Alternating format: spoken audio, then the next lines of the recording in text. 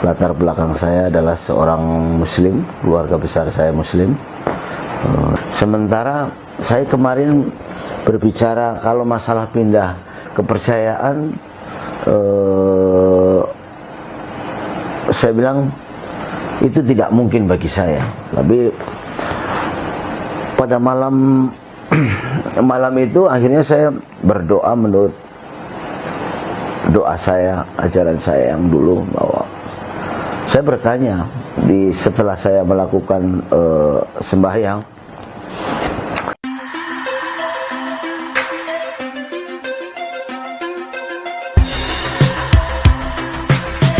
Shalom, nama saya adalah Tasmo Utoyo, asal dari Kota Brebes. Permulaan saya atau awal saya mengenal Tuhan Yesus di tahun 2008 akhir. Latar belakang saya adalah seorang muslim, keluarga besar saya muslim, di mana saya hanya bagian kecil bagi mereka, dan bisa dibilang di dalam keluarga adalah satu-satunya orang yang mengenal Tuhan Yesus. Awal saya mengenal Tuhan pada dasarnya bukan karena ada hal-hal yang banyak teman-teman yang mempunyai pendapat bahwa saya diiming-imingi sebuah suatu kekayaan atau suatu harta yang berlimpah, tapi kenyataannya tidak. Karena awal saya bisa bertobat menjadi orang percaya itu karena mengalir, ya. Jadi tidak ada paksaan dan tidak ada suatu intimidasi dari manapun. Jadi yang saya alami tahun 2008 itu adalah masa-masa sulit, terutama bagi keluarga saya, di mana kami sekeluarga sangat terhimpit, ya, khususnya di dalam perekonomian kami. Tapi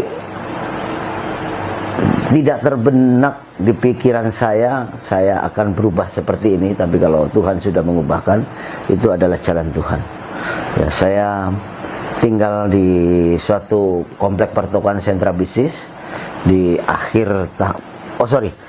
pertengahan 2008, dan saya juga tidak tahu ada inilah jalan Tuhan buat saya untuk merubah saya menjadi yang seperti saat ini. Tidak ada janji-janji dan tidak ada ikatan janji dengan orang lain atau seorang hamba Tuhan, pendeta atau apapun. Tapi tiba-tiba Tuhan kirimkan seorang hamba Tuhan ke tempat pertokoan di mana kami sekeluarga tinggal, dan saya bekerja di sebuah toko tersebut. Istri saya bilang, "Bah, tadi ada seorang pendeta datang ke rumah kita saat ini." Posisi saat ini saya lagi pergi, tidak ada di lokasi, dan saya masih berkata seperti ini, kalau untuk masalah agama, kepercayaan saya sangat menghormati teman-teman kita. Tapi kalau untuk saya boleh masuk di dalam dan kami boleh mendalami agama yang sekarang saya anut, agama Kristen, saya berkata seperti ini pada istri saya, kita tidak bisa menjual iman kita. Tapi berjalannya waktu, hari demi hari, yang saya alami dengan keluarga saya, hidup kita semakin sulit, ya. Jadi akhirnya saya menentukan besoknya, 1 minggu kemudian seorang pendeta datang kembali memberikan satu buah Alkitab pada istri saya. Dia pesan bahwa saya suruh belajar dan saya suruh mempelajari, tapi nggak tahu ada ada kegerakan apa di hati saya gitu. Sementara saya kemarin berbicara kalau masalah pindah kepercayaan, saya bilang itu tidak mungkin bagi saya. Tapi pada malam itu akhirnya saya berdoa menurut doa saya, ajaran saya yang dulu, bahwa saya bertanya setelah saya melakukan sembahyang, saya ada kegalauan dan ada rasa bimbang dan ragu. Akhirnya saya mulai goyah dan dalam hati saya ada bisikan-bisikan yang mungkin menurut hati nurani saya, ya coba apa salahnya kamu pelajari dulu, ini kan kitab suci katanya, belajar. Dan istri saya juga pesan kalau mau belajar mulai dari Yohanes dulu katanya, karena kalau itu kan ada dua bagian, perjanjian lama dan perjanjian baru. Kalau mulai perjanjian baru coba baca dulu di perjanjian baru, mulai kitab Yohanes, ya kan? Karena di situ tertulis pada mulanya Allah itu ya, Allah di situ, Allah kita. Akhirnya saya mulai belajar, ya kan? Mulai membaca ayat demi ayat, bab demi bab saya baca berulang-ulang, dan saya melakukan sembahyang kembali setelah malam itu. Saya berdoa kepada Tuhan. Akhirnya ada timbul kebimbangan dan keraguan saya, yang sebenarnya Tuhan mana sih yang benar, ya gitu kan. Tapi di Alkitab saya buka-buka dan kok di situ tertulis adalah akulah jalan kebenaran dan hidup, ya. Di situ tertulis. Akhirnya saya mulai berenung, apakah benar gitu kan. Dan pada seminggu berikutnya itu sudah saya lewati. Seminggu berikutnya saya mendengarkan sebuah radio, waktu itu namanya Pelita Kasih ya, RPK, Radio Pelita Kasih. Tidak sengaja saya lagi setelah bekerja di atas jam 10 mau tutup toko, di RPK itu terdengar lagu Janjimu Seperti Fajar Pagi Hari, ya kan.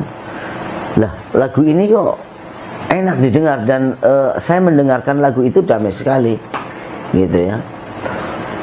Akhirnya saya pengen belajar, tanya-tanya itu lagu apa sih, lagu dunia apa lagu enggak.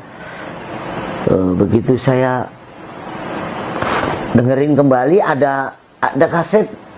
Kebetulan di samping tempat pekerjaan saya adalah toko handphone ya, orang jual beli handphone.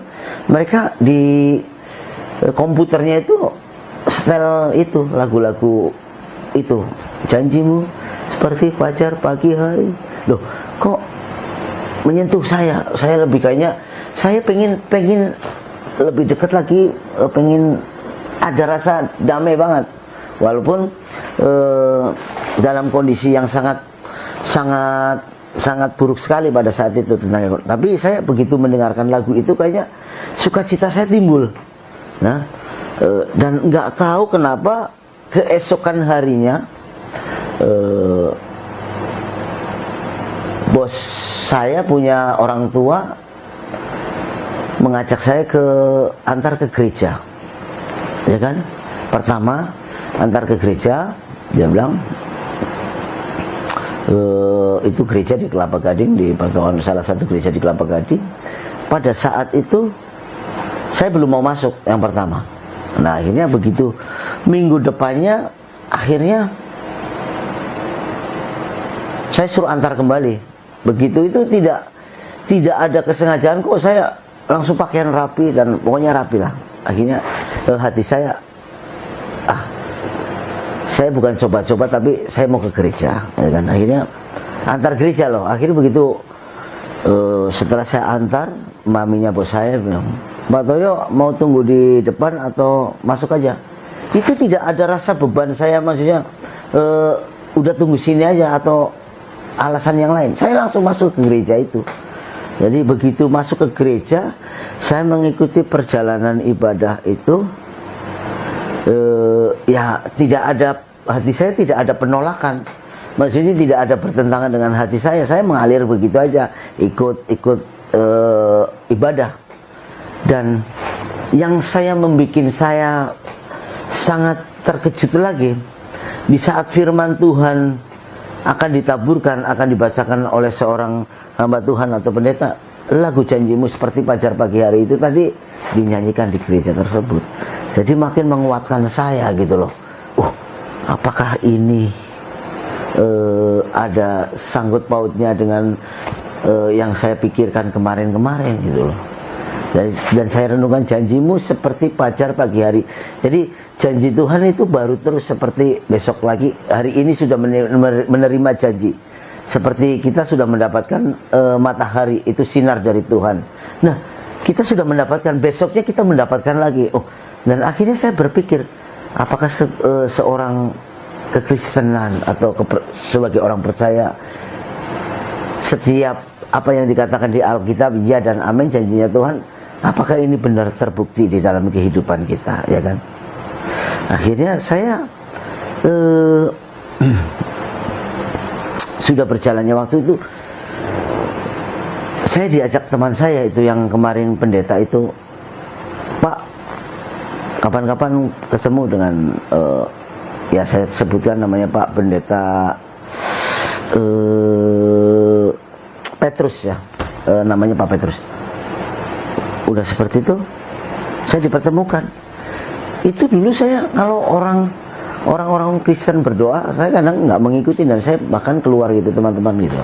Tapi ini kok saya didoakan, saya nunduk aja, nurut gitu loh. Maksudnya kayak ada hal yang sudah mempengaruhi diri saya. Jadi saya istilahnya nggak ada, batin saya tidak ada penolakan gitu loh. Dan saya merasa damai sejahtera bahwa tidak ada paksaan apapun gitu kan.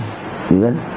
Akhirnya saya mulai dikunjungi oleh hamba Tuhan, ya, dia bilang, ya kalau Bapak siap untuk menjadi orang percaya, orang Kristen, ya bolehlah Bapak nanti bisa bergabung di gereja kami.